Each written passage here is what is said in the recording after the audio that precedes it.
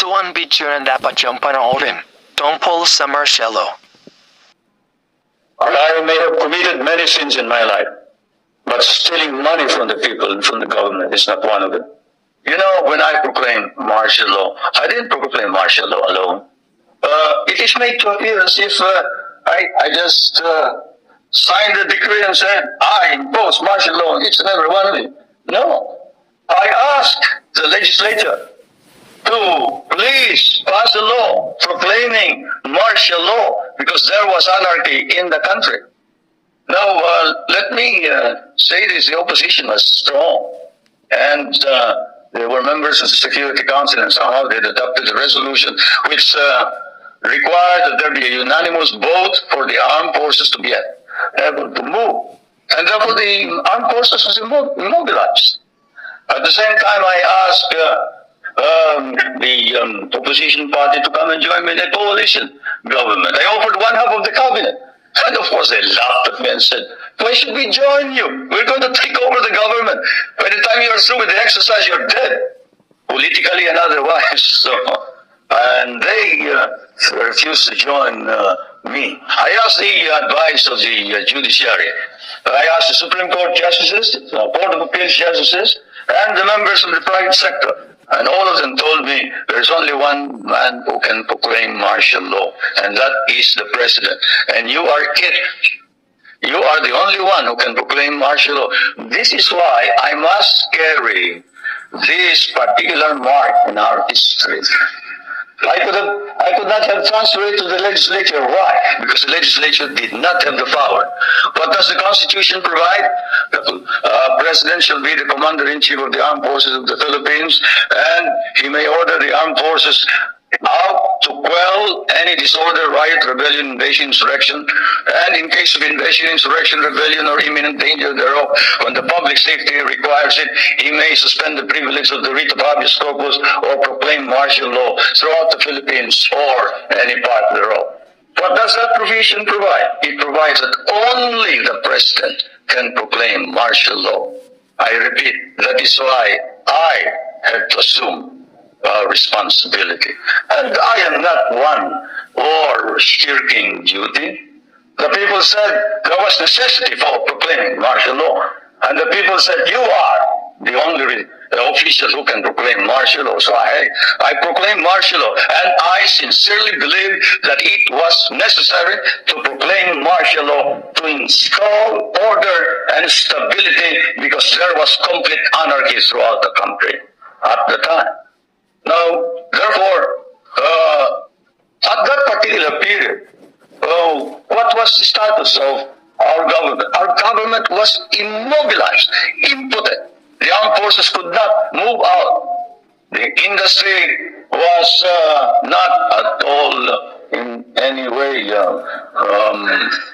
moving. There was no income coming into government. Everybody was running away. They burned the U.S. partly burned the U.S. embassy, tried to burn it anyway. They tried to kidnap the American ambassador. American ambassador was Ambassador Byroad. And they tried to kidnap our foreign minister, Romulo, whom you just saw today. And I told him, you better disappear because I will not ransom you.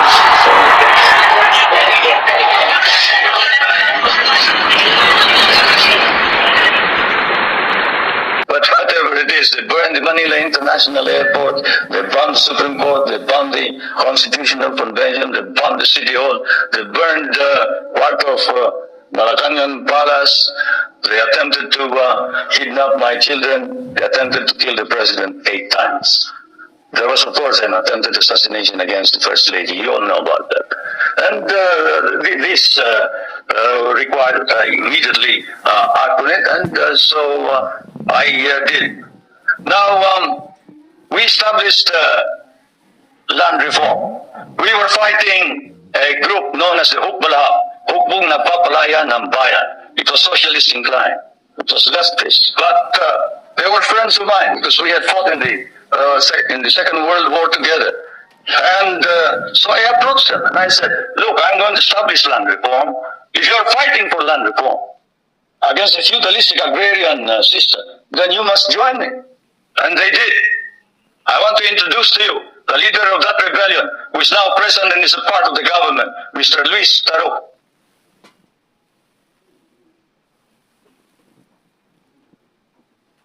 He is a member of the National Assembly. One reason why he ran to the hills, according to him, was he was elected as a member of the old legislature and he was not recognized as such. He and the others. Now I want to introduce to you another leader of the Free Farmers Federation, which is also composed of farmers who wanted reform, but who are fighting for reform, but who are now joining in the effort to establish political stability and economic prosperity throughout the country, and who was Dean of the College of Law of the University of Ateneo, but abandoned his deanship in order that he may join in the effort to attain the noble mission of this new society. I refer to National Assemblyman Jerry Montemayor,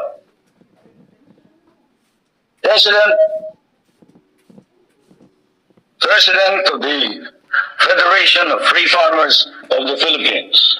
I would like to introduce also to you a young man who was very active against the government in 1972 and who paraded around the streets raising the flag of the Communist Party and organized the Kabataan Makabayan, which is the red organization of the youth.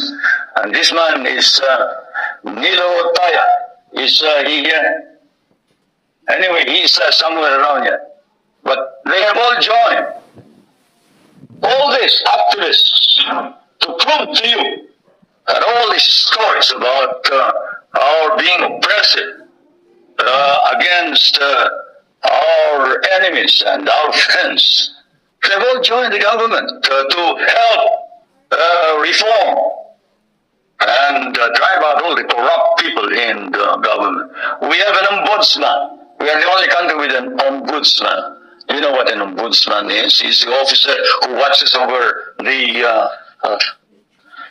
corrupt officials of government. And this man has charged more than 1,000 officers and employees and sent most of them to jail. Is Justice Pamaran here? He must be somewhere around. Where's Justice Pamaran? There's the ombudsman. And we have not deprived anybody of private property. On the contrary, while we are a free enterprise society, we have an egalitarian race. We recognize private property, encourage private initiative. And our Constitution explicitly recognizes the importance of developing the national economy and protecting the patrimony of the nation. In line with this, the National Economic and Development Authority has been created for the purpose of planning and coordinating economic development plans. I chair that Economic Development Commission. Now, I did not come all the way here to recite these basic facts to you, but it is best that we wrote this at once, for they form an important background of understanding the developments in my country.